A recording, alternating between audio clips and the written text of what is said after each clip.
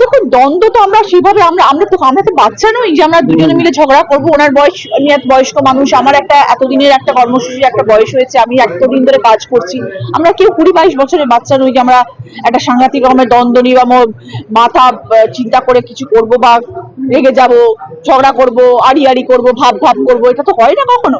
হয়তো কাজের জায়গায় অনেক সময় অনেক কিছু হয় যেখানে আমাদের হয়তো মনে হলো যে সেই কাজটা সেরকম ভাবে হয়নি, সেই দিক দিয়ে হয়তো আমাদের মধ্যে কিছু রকম হয়তো ডিফারেন্সেস ছিল। কিন্তু আমাদের একটাই তো লক্ষ্য, না উনি আমার রিলেটিভ, না আমি ওনার রিলেটিভ। আমাদের একটাই লক্ষ্য যে আমাদেরকে দলকে ভালোবেসে কাজ করতে হবে, আমাদের দলের জন্য কাজ করতে হবে। তাই আগামী 4 মাস আমাদের ভীষণ গুরুত্বপূর্ণ। মে মাস অব্দি এখন আমরা একত্রিত হয়ে কাজ করব।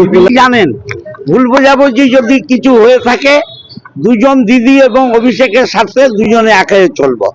আগামী কাল থেকে অন্য রূপ দেখবেন চুচুড়ার। চলো, এটা কোনো ব্যাপার নয়, ভুল বোঝাবুঝি সাময়িক, দীর্ঘদিনের লড়াইতে আমরা এক।